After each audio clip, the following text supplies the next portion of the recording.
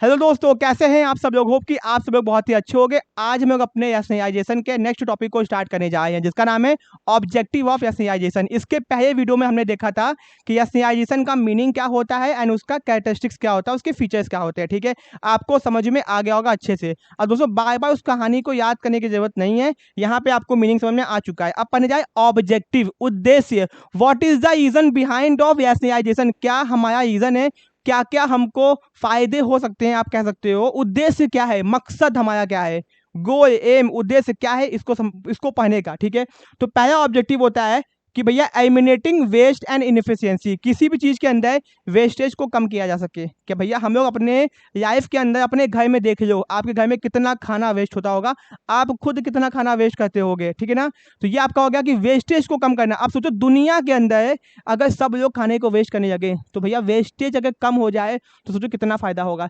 Industries के अंदर कितना वेस्टेज हो रहा है, सोचो। अगर हमारा मकसद क्या है, उस चीज वेस्ट, एक बिजनेस के अंदर जितना कम वेस्ट होगा उतना प्रॉफिट ज्यादा होगा। तो एक इंडस्ट्री क्या करती है, अपने वेस्ट मटेरियल से भी कुछ ना कुछ बना देती है। तो आपका मकसद ये होना चाहिए कि वेस्टेज को कम करना और इनएफिशिएंसी, आपकी जो कमियां हैं उसको दूर करना। ठीक है, दूसरा ensuring maximum utilization of resources, कि भैया आप क्या कर सको कि अपने रिसोर्सेज का मैक्सिमम यूटिलाइजेशन कर सको। क्या कर सको, चीजों का मैक्सिमम यूज कर सको, चाहे वो मैन मटेरियल मशीन कुछ भी हो। ठीक है, तीसरा मैक्सिमाइजिंग प्रोडक्शन, प्रोडक्शन आपका मैक्सिमम हो और खर्चे आपके कम से कम होने चाहिए। ठीक है, ये मेरा मकसद होता है।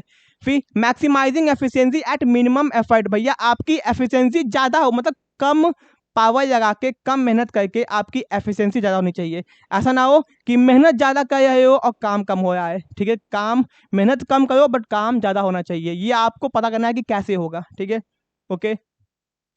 Simplifying marketing and distribution system, भैया हमारा जो मार्केटिंग सिस्टम है, सामान बनाने के बाद में भैया बनाने से ये कि बेचने के बाद तक जितना भी प्रोसीजर होता है, भैया branding, labelling, packaging, production, advertisement, सब कुछ मार्केटिंग के अंदर आता है। तो भैया मार्केटिंग का सिस्टम को सिंप्लीफाई करना, आसान करना। सामान बनाना बड़ी बात नहीं है, बना सब लोग लेता है, बेच नहीं पाता है। अच्छा बिजनेसमैन वही होता है जो सामान को बेच पाए। बनाने को तो आप सब कुछ, आपके पास में लाखों आइडिया, बट आप उसको एग्जीक्यूट क्यों नहीं कर पाते, क्योंकि आपके पास में प्रोसेस नहीं है, मेथड नहीं है, टेक्निक नहीं है आपके पास में। तो भैया मार्केटिंग के प्रोसीजर को आसान करना। आज के टाइम पे ना, आज के टाइम पे लोग क्या करते, देखो कोई भी नई चीज नहीं होती है। आज के टाइम पे लोग चीजों को आसान करने का तरीका ढूंढ लेते हैं, बस वही होता है उनका बिजनेस। बात समझो, पहले के टाइम पे आपके घर पे खाना नहीं आ पाता था भैया, आपको रेस्टोरेंट जाना पड़ता था। भैया जोमेटो, जोमेटो ने क्या देखा कि ये प्रॉब्लम है सिस्टम, कि उसने सिंपल कर दिया चीज़ों को, कि आप घर बैठे बैठे किसी भी रेस्टोरेंट से ऑर्डर करो, चीज़ों को आसान कर दिया, सिंप्लीफाई। भैया आपको बैठे में दिक्कत हो रही थी, कहीं घूमने गए, कार नहीं मिली, बाइक नहीं मिली, ओला बुक आ गया। ठीक है, प्राइवेट कंपनी वाले बहुत उठते थे, तो ओला ने प्रॉब्लम को देखा और सिस्टम को सिंप्लीफाई कर दिया। इसी को बोलते हैं एसईआईजेशन। यही आपको बेनिफिट ऑब्जेक्टिव होता है एसईआईजेशन को करने का, कि किसी भी सिस्टम को आसान कर देना। एंड डिस्ट्रीब्यूशन सिस्टम, सामान को डिस्ट्रीब्यूट करने का सिस्टम। ठीक है ना, ओके। जैसे होलसेलर, रिटेलर, एजेंट्स, ये सब हो गए। Improving the quality of product, भैया आपको साथ में अपने प्रोडक्ट की क्वालिटी को भी बढ़ाना है। देखो सब कुछ कर लियो, प्रोडक्ट ही अच्छा ना हो, हमने बहुत जुगाड़ बैठा दिया बट सामान ही अच्छा नहीं है तो लोग खरीदेंगे नहीं। तो प्रोडक्ट भी आपका अच्छा होना चाहिए। ठीक है, फिर एस्टेब्लिशिंग इंडस्ट्रियल स्टेबिलिटी, आपकी जो इंडस्ट्री है उसको स्टेबल करो, ज़्यादा फ्लक्चुएशंस नहीं होनी चाहिए, कम से कम स्टेबल, एक मिनिमम पैसा कमा सको। ठीक है ना, आपके इंडस्ट्री में ज़्यादा शॉक्स नहीं लगने चाहिए, ज़्यादा आपको फैक्टर अफेक्टिंग आपके साथ में ना हो। ठीक है ना, सबसे बच के इन्वायरमेंट एनालिसिस करते चलो। ठीक है, इंप्रूविंग इंडस्ट्रियलाइजेशन, भैया अपने रिश्तों को मजबूत रखो, अपने गर्लफ्रेंड के साथ में नहीं, बाकी के इंडस्ट्रीज के साथ में। भैया अगर आप एक इंडस्ट्री में हो, काम कर रहे हो, तो आपको क्या करना चाहिए, ठीक है, आपको बाकी के इंडस्ट्रीज के साथ में अपने रिलेशंस को अच्छे रखने चाहिए, क्योंकि कभी जब जरूरत पड़ेगी किसी चीज़ की या किसी हेल्प की, तो वही लोग आपकी हेल्प करेंगे। ठीक है ना, इसको बोला गया है। और हाँ, गर्लफ्रेंड के साथ भी अच्छा रख सकते हो रिलेशनशिप, कोई दिक्कत नहीं है।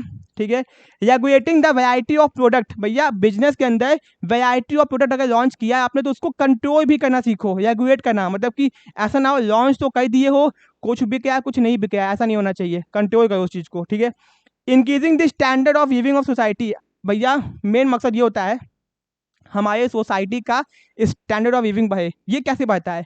जब हम लोग अच्छे क्वालिटी ऑफ प्रोडक्ट को यूज़ करते हैं। जैसे पहिए हम लोग यहाँ जब लाइट रहती थी तो मोमबत्ती जाते थे, मोमबत्ती से भैया हम लोग लाइटेन पे आ गए, लाइटेन से इमरजेंसी लाइट पे आ गए, फिर इन्वर्टर पे आ गए, अब कुछ के यहाँ तो जनरेटर भी लगा हुआ है। ठीक है, यही होता है स्टैंडर्ड ऑफ लिविंग। ठीक है ना, ये कैसे पॉसिबल है? एक अच्छे सामान से, प्रोडक्ट से। प्रोडक्ट कैसे बनेगा? यस्टर्नाइजेशन से बनेगा। ठीक है, तो ये थे आपके ऑब्जेक्टिव, सारे ऑब्जेक्टिव खत्म। होप कि आपको समझ में आ गया होगा। ये आपका मकसद है, आपको रीडिंग मानना है। ठीक है, नेक्स्ट टॉपिक क्या है? ये है प्रिंसिपल, हम लोग पाएंगे नेक्स्ट पार्ट के अंदर। होप कि आपको समझ में आ गया होगा। वीडियो को लाइक किए बिना जाना मत। मिलते अपने नेक्स्ट पार्ट में। Thank you so much.